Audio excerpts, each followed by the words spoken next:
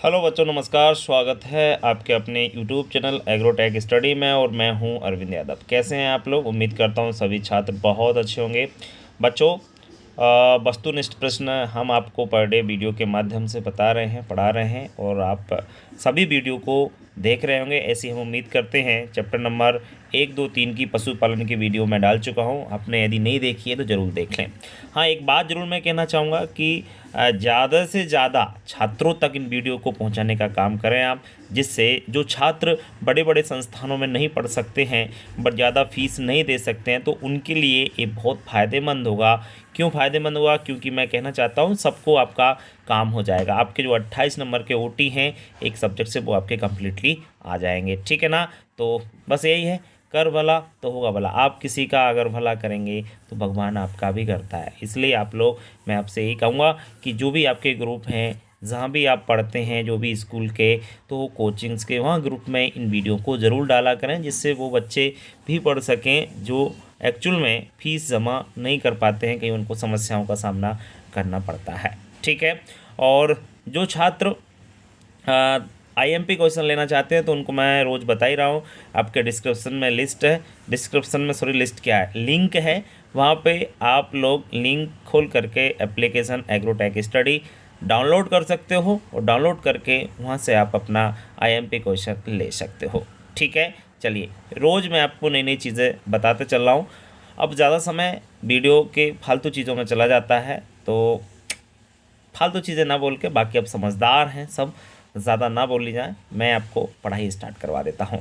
तो chapter number 4 और 5, इसमें ज़्यादा ओटी हैं 4 और 5 में, क्योंकि रोग हैं, पशुओं के रोग हैं, आपको पता होगा, तो उनको आप अच्छी प्रकार से समझते चलिए। ठीक है?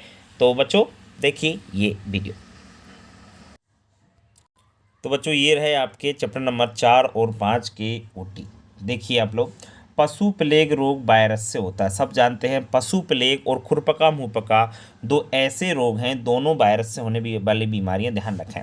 पशु में पशु प्लेग रोग और कौन सा? खुरपका मुंहपका।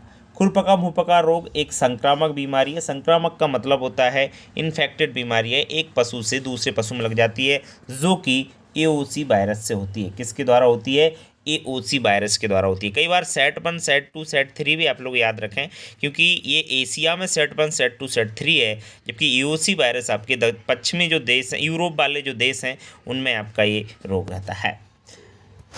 पशु के खुर एवं मुंह पर छाले एवं घाव होना खुरपका मुंहपका रोग का लक्षण है। कौन सी बीमारी के लक्षण है? खुरपका मुंहपका, जिसको हम लोग एफएमडी भी बोलते हैं, फुट एंड माउथ डिजीज के नाम से भी इस रोग को जाना जाता है।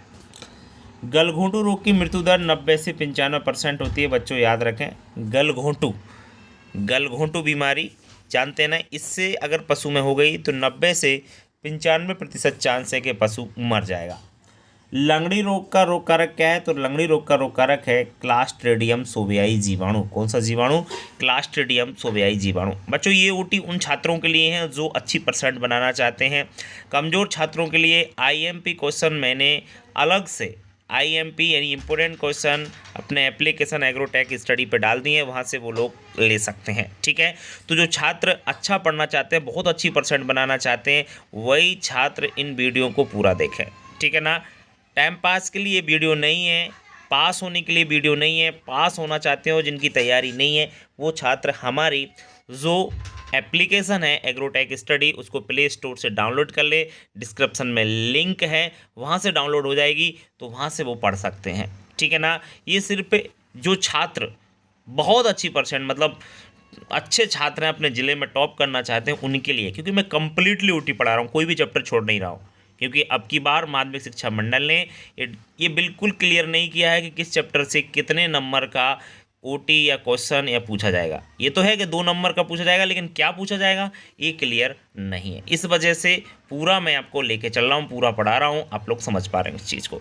तो ये चैप्टर दोनों तो बहुत ही इंपॉर्टेंट है, क्योंकि पूछे ना पूछे, इनसे तो ज़रूर पूछेगा। ठीक है? तो गलघोंटू रोग में पशु की जीभ कहाँ निकल जाती है? सूख करके बाहर निकल आती है। याद रखें, गलघोंटू जो बीमारी है उसमें पशु की जीभ सूख करके बाहर निकल आती है। बढ़ते हैं आगे, नेक्स्ट बात करते हैं जब 7वें पॉइंट की, इंथ्रैक्स रोग। इंथ्रैक्स रोग बैसिलस इंथ्रेसिस जीवाणु से होता है। जी हाँ बच्चों, इंथ्रैक्स जो बीमारी है बैसिलस इंथ्रेसिस जीवाणु के द्वारा होती है। आगे बात करें, इंथ्रेक्स रोग को प्लीहा का बुखार, जहरी बुखार, तिल्ली का बुखार, विष ज्वर, इतने सारे नामों से जाना जाता है। याद रखें सभी नाम। इंथ्रेक्स एक इंग्लिश वर्ड है, जबकि प्लीहा का बुखार, जहरी बुखार, ये सभी आपके उसके हिंदी नाम हैं और अन्य नाम भी हम लोग इसको कह सकते हैं। नेक्स्ट नंबर पॉइंट, पशु प्लेग बीमारी शुष्क मौसम। यहाँ ध्यान रखें, गर्मियों में सबसे ज़्यादा फैलता है पशु प्लेग। अगर सूखा मौसम है तो उसमें ज़्यादा फैलने के चांस रहते हैं। गलघोंटू रोग का संक्षिप्त नाम है एचएस। जी हाँ, इसको एचएस के नाम से भी जानते हैं गलघोंटू को, और एचएस का मतलब हीमोरेजिक सेप्टिसीमिया होता है, फुल फॉर्म याद रखें, हीमोरेजिक सेप्टिसीमिया। थनैला रोग से ग्रसित पशु की दूध का पीएच मान 7.4 हो जाता है। कितना हो जाता है? 7.4। यानी आपके जो दूध होता है उसका पीएच क्या हो जाता है? बढ़ जाता है। याद रखें, वैसे जनरली दूध का जो पीएच मान होता है वो 6.6 होता है, लेकिन जब पशु को थनैला रोग होता है, कौन सा रोग होता है? पशु को थनैला रोग होता है, तो आपका पशु के दूध का पीएच मान 7.4 यानी 7 से ज़्यादा हो जाता है। सब जानते होंगे आप लोग कि 7 से ऊपर यदि गया तो वो दूध क्षारीय हो जाता है। कैसा हो जाता है? क्षारीय। और 7 से कम है तो अम्लीय। थनैला रोग स्ट्रेप्टोकोकाई जीवाणु से होता है। याद रखें, थनैला जो बीमारी है वो किससे होती है? स्ट्रेप्टोकोकाई एक जीवाणु है उसके द्वारा होती है। ठीक है, बात करते हैं आगे 13वें पॉइंट की बच्चों। नेक्स्ट है विष ज्वर यानी इंथ्रेक्स। वही बात है, पशु के प्राकृतिक छिद्रों, ये छिद्रों की जगह कर लेना, छिद्रों से कोलतार जैसा पदार्थ निकलता है। जी हाँ बच्चों, जब पशु को इंथ्रेक्स बीमारी हो जाती है तो प्राकृतिक छिद्र जैसे मुंह है, नाक है, मलास है, इन सब से क्या होता है? कोलतार, कोलतार वो डम्बर जो होता है जिससे रोड बनता है, ऐसा पदार्थ उसके इन छिद्रों से बाहर निकलने लगता है। बहुत खतरनाक बीमारी है बेटा, विष ज्वर है इंथ्रेक्स, जिसमें पशु मर ही जाता है। मतलब अगर बीमारी हो गई तो बहुत कम फैलते हैं वैसे जनरली। और ये एक ऐसी बीमारी है बेटा, एक भी बता देता हूँ मैं, ये बीमारी ऐसी है कि पशुओं से मनुष्य में भी फैल जाती है। कौन सी बीमारी? विष ज्वर या इंथ्रेक्स। 14वां पॉइंट है, गलघोंटू रोग को घोंटुआ, घुर्रा, नाभिक ज्वर, एचएस, घुड़का, इन सभी नामों से भी जाना जाता है। याद रखें, गलघोंटू के ये सभी नाम होते हैं। इसके बाद है गलघोंटू रोग गाय में जो होता है आपका पास्चुरेला बॉबीसेप्टिका, और जो भैंस में होता है वो होता है पास्चुरेला बोबेलीसेप्टिका नामक जीवाणु से होता है। तो याद रखें, गाय में बॉबीसेप्टिका और भैंस में बोबेलीसेप्टिका, बस इतना सा डिफरेंस है और कुछ नहीं है। बढ़ते हैं आगे। नेक्स्ट है आपका 16वां पॉइंट है बच्चों, पशु प्लेग रोग की इंक्यूबेशन अवधि 3 से 8 दिन होती है। ध्यान रखें, पशु प्लेग रोग की अवधि, इंक्यूबेशन अवधि 3 से 8 दिन। ये इंक्यूबेशन अवधि को क्या बोलते हैं? देखो, इसको हिंदी में उद्भवन काल बोला जाता है। और उद्भवन काल का मतलब होता है बच्चों कि कोई बीमारी है, उसका रोग कारक पशु में प्रवेश किया, और प्रवेश करने के बाद तब तक उसके जो लक्षण प्रकट होंगे, तो लक्षण प्रकट और किसी रोग कारक के प्रवेश करने के बीच का जो समय होता है वही उद्भवन काल या इंक्यूबेशन अवधि कहलाता है। तो पशु प्लेग रोग की इंक्यूबेशन अवधि 3 से 8 दिन की होती है। अलग अलग रोगों की अलग अलग इंक्यूबेशन अवधि या उद्भवन काल होता है। 17वां पॉइंट है, थनैला रोग में पशु के ऐन से पीला एवं लाल दूध निकलने लगता है। जी हाँ, जब थनैला रोग होता है तो पशु के ऐन से पीला एवं लाल दूध निकलने लगता है। बाद में खून भी आ जाता है जनरली। 18वां पॉइंट है आपका, गलघोंटू रोग में युवा अवस्था के पशु अधिक प्रभावित होते हैं। जी हाँ, गलघोंटू रोग सबसे ज़्यादा युवा अवस्था वाले पशु को प्रभावित करता है। जीभ पर दर्द भरी सूजन। जी हाँ, जीभ पर दर्द भरी सूजन लंगड़ी रोग का लक्षण है। कौन से रोग का? लंगड़ी रोग का। देखो, जीभ सूख कर बाहर निकल आए, ये गलघोंटू रोग का लक्षण था, लेकिन जीभ पर दर्द भरी सूजन ये लंगड़ी रोग का लक्षण है। इंपॉर्टेंट है, थोड़ा आप लोग कंफ्यूज नहीं होना एग्जाम में, इसलिए याद रखें। ठीक है, चलिए बढ़ते हैं आगे। स्वस्थ गाय का तापमान, स्वस्थ गाय का जो टेम्परेचर होता है वो कितना होता है? वो होता है 101.4 डिग्री फ़ारेनहाइट। कल भी मैंने आपको बताया था स्वस्थ गाय एवं भैंस का तापमान। लंगड़ी रोग को जहरबाद, इकटंगा, लंगड़िया, चुरचुरिया आदि नामों से जाना जाता है। नाम याद रखें लंगड़ी रोग के। इसको इंग्लिश में ब्लैक क्वार्टर कहते हैं जनरली। तो ब्लैक क्वार्टर के ये सभी नाम है, जहरबाद, इकटंगा, लंगड़िया, वो भी आप लोग याद रखें। इसके बाद बात करें खुरपका मुंहपका रोग। खुरपका मुंहपका रोग गाय में सबसे ज़्यादा होता है। किसमें? गाय में खुरपका मुंहपका सबसे ज़्यादा होता है। इसके बाद नेक्स्ट 23वां पॉइंट आपका, पशु प्लेग रोग को शीतला, एप्तस ज्वर, माता, पोका पोकनी आदि नामों से पशु प्लेग बीमारी को जाना जाता है। नेक्स्ट बात करते हैं 24वें पॉइंट की, लंगड़ी रोग में पशु के रक्त से सड़े मक्खन जैसी गंध आती है। जी हाँ बच्चों, लंगड़ी रोग में पशु के खून से सड़े मक्खन जैसी गंध आने लग जाती है। 25वां पॉइंट है, गलघोंटू रोग में पशु के सांस लेते समय घुर्र घुर्र की आवाज़ आती है। कैसी आवाज़ आती है? गलघोंटू रोग में पशु को सांस लेते समय घुर्र घुर्र की आवाज़ आती है, क्योंकि उसे सूजन आ जाती है गले में, तो सांस लेने में दिक्कत आती है। जब सांस लेने में दिक्कत आती है तो घुर्र घुर्र आवाज़ तो आएगी, सिंपल सी बात है। लंगड़ी रोग में सूजन वाले भाग को दबाने पर चरचराहट की आवाज़ आती है। जी हाँ बच्चों, लंगड़ी रोग जब पशु को होता है तो उसके शरीर के मांस वाले भागों पर क्या जाती है? सूजन आ जाती है, और सूजन को यदि हम लोग दबाएं, हाथ से दबाएं, तो चरचराहट की आवाज़ आती है, चर चर की आवाज़ आती है। और उसे काटें तो ऐसे कटेगा जैसे हम रबड़ को काट रहे हो। किसको काट रहे हो? रबड़ को काट रहे हो, ऐसा हमें अनुभव होता है उसको काटेंगे। ठीक है। 27वां पॉइंट है बच्चों, स्वस्थ बकरी का तापमान 101.5 से 103.5 डिग्री फ़ारेनहाइट होता है। ठीक है, बढ़ते हम लोग आगे। नेक्स्ट है 28वां पॉइंट, इंथ्रेक्स रोग का उद्भवन काल। इंथ्रेक्स रोग का उद्भवन काल होता है 11 से 14 घंटे, और गलघोंटू का होता है 1 से 3 दिन, लंगड़ी का 105 दिन तथा खुरपका मुपका रोग का 1 से 6 दिन का होता है।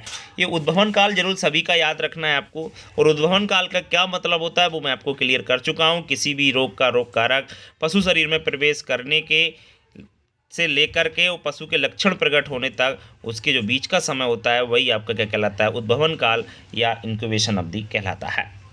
खुरपका मुंहपका रोग में पैर डुबकी कराई जाती है। जी हाँ बच्चों, खुरपका मुंहपका रोग में पैर डुबकी का मतलब होता है फुटबाथ कराना। क्या होता है? फुटबाथ कराना। तो कल भी मैंने क्लियर किया था, ध्यान हो आपको, फुटबाथ कराना कि कॉपर सल्फेट एक दवा होती है जिसमें पशु को उस गड्ढे में डाल करके और पशु को उसमें से निकाला जाता है, जैसे कीचड़ और दवा, कॉपर सल्फेट दवा, नीला थोथा जिसको बोलते हैं, तूतिया का घोल भी जिसको बोलते हैं, जो कि पशु के पैरों में लग जाता है, जिससे वो जो होता था छाला सही हो जाता है। ठीक है, आगे बात करते हैं। नेक्स्ट पॉइंट है आपका 30वां, पशु के बीमार होने पर पशु का तापमान बढ़ जाता है। सिंपल सी बात है, जब भी कोई बीमार होता है तो तापमान तो बढ़ता ही बढ़ता है, सिंपल सा पॉइंट है। दुग्ध ज्वर रोग, पशु का तापमान घट जाता है। एक ऐसी बीमारी है दुग्ध ज्वर जो हमारे सिलेबस में नहीं है, लेकिन फिर भी बता रहा हूँ, नाम क्या है? दुग्ध ज्वर, जिसको हम मिल्क फीवर के नाम से भी जानते हैं। तो मिल्क फीवर या दुग्ध ज्वर जो बीमारी है, एक ऐसी बीमारी है जिसमें पशु का तापमान घटता है। लेकिन बाकी जितनी भी बीमारी हैं, पशु प्लेग हो, चाहे आपका खुरपका मुंहपका हो, लंगड़ी हो, गलघोंटू हो, इन सभी में पशु का तापमान बढ़ता है। लेकिन एक बीमारी है जिससे घटता है, वो जरूर आप लोग याद रखें, जिसका नाम है दुग्ध ज्वर। 32वां पॉइंट है थनैला रोग। थनैला रोग से ग्रसित पशु, थनैला रोग में स्ट्रीप का परीक्षण करते हैं। जी हाँ, स्ट्रीप का परीक्षण क्या होता है थोड़ा सा बता देता हूँ। देखो, पशु को थनैला रोग थन में होता है, तो स्ट्रिप का परीक्षण इसलिए किया जाता है क्योंकि पशु के दूध से थनों से क्या नहीं निकलता? दूध नहीं निकलता है। तो एक क्या करते हैं, एक कप लेते हैं, कप के ऊपर काला कपड़ा डालते हैं और उसके ऊपर दूध निकालने की कोशिश करते हैं, तो छिछड़े युक्त दूध निकलता है। और वो कपड़े को जो है प्रयोगशाला में चेक करने के लिए कि कितना ज़्यादा ये भयंकर बीमारी है, वो चेक करने के लिए, जाँच कराने के लिए स्ट्रिप का परीक्षण किया जाता है। पशु के रोग की रोकथाम के लिए अस्वस्थ पशु को स्वस्थ पशु से अलग कर देना चाहिए, सिंपल सा पॉइंट है। 34वां पॉइंट है गलघोंटू रोग में पशु के मुंह एवं नाक से लार आने लगती है। जी हाँ बच्चों, गलघोंटू रोग में पशु के मुंह एवं नाक से क्या आने लगती है? लार आने लगती है। लंगड़ी रोग में मृत्यु दर 95% है। जी हाँ बच्चों, लंगड़ी रोग में पशु का मरना तय होता है, लगभग 95% पशु मर ही जाएगा, ऐसा श्योर है। नेक्स्ट 36वां पॉइंट, इंथ्रेक्स रोग से मरे हुए पशु को चूना डालकर गाड़ देना चाहिए। क्यों गाड़ देना चाहिए? क्योंकि चूना डालकर इसलिए गाड़ देना चाहिए क्योंकि मैंने बताया एक ऐसी बीमारी है कि ये पशुओं से मनुष्य में भी फैल जाती है, इस वजह से उसको चूना डाल के गाड़ दें, जिससे है बीमारी ज़्यादा ना फैले। ठीक है, आगे बात करते हैं पॉइंट नंबर 37 की, पशु प्लेग रोग में पशु को कब्ज होने के बाद पिचकारी नुमा दस्त होने लगते हैं। जी हाँ बच्चों, 38वां पॉइंट है इंथ्रेक्स रोग से मरे हुए पशु का सब विच्छेदन नहीं करना चाहिए। अभी बता रहा था मैं आपको कि पशु जैसे मर गया इंथ्रेक्स बीमारी, तो सब विच्छेदन का मतलब होता है उसको कुत्ता वुत्ता ये जंगली जानवर नहीं खाएं, क्योंकि छिद्र विद्र कर देंगे, और छिद्र विद्र कर देंगे तो ये बीमारी आपको पता है कि मनुष्य में भी फैल सकती है। इस वजह से उसको क्या करना है? गाड़ना है। 39वां पॉइंट है खुरपका मुंहपका रोग में फुटपाथ कराने के लिए नीला थोथा या कॉपर सल्फेट का प्रयोग करते हैं। पहले मैं आपको क्लियर कर चुका हूँ, नीला थोथा या कॉपर सल्फेट का प्रयोग करते हैं, जिसे तूतिया का घोल भी कहते हैं। 40वां पॉइंट है पशु प्लेग रोग में जीटीबी का टीका लगाया जाता है। जीटीबी गोट टीसी वैक्सीन होती है जो पशु प्लेग बीमारी में लगाई जाती है। तो 40 आपके जो क्वेश्चन हैं दोनों चैप्टर के हैं, 4 के चैप्टर और चैप्टर नंबर 5। तो 5 4 और 5 की जितने भी ओटी आपके बनते थे सभी ओटी मैंने कंप्लीट करा दिए। उम्मीद करता हूँ सभी को अच्छी प्रकार से समझ में आया होगा। अब चैप्टर नंबर हम 6 पे चलेंगे और देन इसके बाद 7 पर। ठीक है। ये चैप्टर नंबर 6 के पशुओं की जांच। देखिए, पशुओं में जन्म के समय बछड़े में कितने दांत होते हैं? सिर्फ 2 दांत होते हैं। याद रखना, पशुओं में जन्म के समय बछड़े में सिर्फ 2 दांत होते हैं। बहुत सारे जीरो कर देते हैं तो वो गलत है, ध्यान रखना 2 दांत होते हैं। नेक्स्ट है आपका गाय भैंस की औसत आयु कितनी होती है? तो एवरेज आयु होती है 28 वर्ष, याद रखें। और पशु की उम्र ज्ञात करने की सबसे अच्छी विधि कौन सी है? दांत देखकर। जी हाँ बच्चों, दांत देखकर जनरली अच्छी विधि दांत देखकर है, लेकिन कई विधियों से ज्ञात करते हैं। जैसे हम पशु की उम्र सींग पर पाए जाने वाले छल्लों से भी ज्ञात करते हैं। और कैसे ज्ञात कर सकते हैं? जिसमें छल्लों की संख्या में 2 प्लस कर देते हैं, मतलब 2 जोड़ देते हैं। छल्ले जैसे 4 हैं तो उसमें 2 जोड़ दो, यानी 6 वर्ष का आपका पशु है।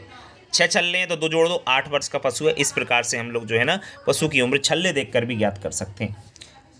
आगे आपका नेक्स्ट, पशुओं में कृंतक दांत चारा काटने के काम आते हैं। जी हाँ, कृंतक दांत होते हैं। अच्छा, एक बात तो आपको क्लियर होगी, पशु के ऊपर वाले जबड़े में दांत नहीं होते हैं, सिर्फ नीचे वाले जबड़े में दांत होते हैं, ये याद रखें आप लोग।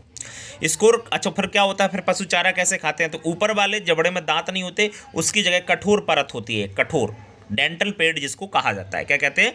Dental paid. स्कोर कार्ड पत्र में अंकों का योग कितना होता है? तो स्कोर कार्ड पशु को जांच करने का एक तरीका है जिसमें अंकों का योग होता है 100।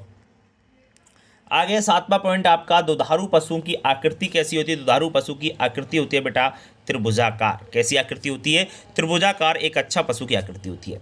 एक अच्छे बैल का अगला भाग पिछले भाग की अपेक्षा भारी होता है। क्यों होता है? क्योंकि अच्छा बैल का अगला भाग इसलिए भारी होता है क्योंकि आगे उसके जब वो हल खींचता है तो उसके गर्दन पर एक जुआ रखा जाता है, इसलिए अगला भाग कैसा होना चाहिए? भारी। कील दांत सिर्फ मांसाहारी पशु में होते हैं। कील दांत आप लोग जानते होंगे, जैसे कुत्ता है, बिल्ली है, इनमें कील दांत, क्योंकि ये मांस खाते हैं। दूध निकालने के बाद गाय का एन क्या हो जाना चाहिए? सिकुड़ जाना चाहिए। एक अच्छी गाय का, दुधारू गाय का ये लक्षण होता है। नेक्स्ट है आपका गाय भैंस बकरी। गाय भैंस बकरी ऊपरी जबड़े में कृंतक दांत नहीं होते, उनके स्थान पर एक कठोर परत पाई जाती है जिसे डेंटल पेड कहते हैं। ये मैं आपको पढ़ा चुका हूँ अभी अभी। इसके बाद बात करते हैं, 12वां पॉइंट है, पशु का स्कोर गार्ड करते समय 20 से 30 फीट की दूरी पर खड़ा होना चाहिए। गाय के सींगों पर यदि 4 छल्ले हैं तो उसकी उम्र कितनी होगी? 6 वर्ष। ये आपको क्लियर कर चुका हूँ कि 2 जोड़ देते हैं। 5 वर्ष की उम्र में पशु के सभी कृंतक दांत निकल आते हैं। जो भी दांत होते हैं, 2 तरह के दांत होते हैं, स्थायी अस्थायी। तो 5 वर्ष में लगभग जो आपके अस्थायी होते हैं वो गिर जाते हैं और स्थायी दांत निकल आते हैं। तो 14 पॉइंट इसमें है 6वें चैप्टर में। अब हम 7वें चैप्टर की ओर चलते हैं। चैप्टर नंबर 7 के हैं मछली पालन में। देख लीजिए, हाइपोफाइएशन एक टेक्निक होती है जो कि मछलियों से संबंधित है। और हाइपोफाइएशन क्या होती है टेक्निक, मैं थोड़ा सा बता देता हूँ कि इसमें क्या होता है। एक हार्मोन्स होता है, एक केमिकल टाइप्स में उसको खिलाया जाता है जिससे वो मछलियाँ प्रजनन योग्य हों, जल्दी से प्रजनन करें, अंडे ज़्यादा करें, इसलिए हाइपोफाइएशन टेक्निक का ध्यान रखा। जिस तालाब में मछली बीज बनते हैं उसे हैचिंग हापा कहते हैं। याद रखें, हैचिंग हापा क्या है? जिस तालाब में मछली के बीज बनते हैं। बीज बोले मतलब मछली के अंडों से बच्चे निकलते हैं। मछलियों का मुख्य भोजन क्या है? तो वो है जूप्लेक्टन। और जूप्लेक्टन क्या होता है? जूप्लेक्टन होता है जो आपकी मछलियों की कजी वगैरह होती है ना, वो खाती रहती हैं, वो जूप्लेक्टन बोलते हैं। मछली का चूरा प्रोटीन का अच्छा स्रोत है। जी हाँ, मछली का चूरा बहुत अच्छा प्रोटीन पाया जाता है उसमें। कल भी क्लियर किया था, ध्यान हो आपको। सिंगला मछली को टैंगरा मछली भी कहते हैं। जी हाँ बच्चों, सिंगला मछली का दूसरा नाम है टैंगरा। कतला मछली का दूसरा नाम है भाकुर। याद रखें, ऊटी में क्वेश्चन बनते हैं, इसलिए मैं बार बार कह रहा हूँ आपसे, थोड़ा याद रखें। मछली के मांस में प्रोटीन कितना होता है? तो मछली के मांस में लगभग 13 से 22% सॉरी कितना, ध्यान रखें, 13 से 22% प्रोटीन होता है। नेक्स्ट है आपका 8वां पॉइंट, मछलियों में विटामिन ए अधिक मात्रा में पाया जाता है। कौन सा? विटामिन ए मछलियों के में अधिक पाया जाता है। मछलियों के 1 लाख जीरो का वजन 140 ग्राम। जीरो का मतलब होता है मछली के जो बीज होते हैं उनकी बात कर रहे हैं। मछलियों में प्रेरित स्पाउनिंग के लिए पीयूष ग्रंथि अर्क का प्रयोग किया जाता है जिससे मुर्गियां ज़्यादा से ज़्यादा अंडे दें। 11वां पॉइंट है आपका, मछलियों में श्वसन गिल्स गलफड़े द्वारा होता है। जी हाँ बच्चों, ध्यान रखें, मछलियों में जो सांस लेने की क्रिया किसके द्वारा होती है? गिल्स या गलफड़े के द्वारा, तो जो मछली के ऊपर पाए जाते हैं जनरली। नर एवं मादा मछलियों को प्रेरित करने के बाद प्रजनन या ब्रीडिंग तालाब में रखते हैं। जी हाँ बच्चों, नर मादा मछली को प्रेरित का मतलब होता है कि अब वो जो है प्रजनन की क्रिया करेंगे और इसके बाद प्रजनन के बाद जो है वो क्या देंगी? मछलियाँ अंडे देंगी, ठीक है ना। तो उनको अलग से ही प्रजनन तालाब में रखा जाता है। ओवाटेड या ओवाप्रिम दवाइयाँ स्पाउनिंग प्रेरित करने के लिए उद्देश्य पे उपयोग। ये देखो, ये दोनों दवाई ऐसी दवा हैं जो मछलियों के पानी में डाल देते हैं, और मछलियाँ जनरली पानी थोड़ा बहुत पिएंगी या थोड़ा बहुत यूज़ करते हैं, उस पानी में रहती हैं, तो वो स्पाउनिंग प्रेरित हो जाएगी, मतलब वो अंडे देने के लिए, प्रजनन करने के लिए क्या हो जाती हैं, प्रेरित हो जाती हैं।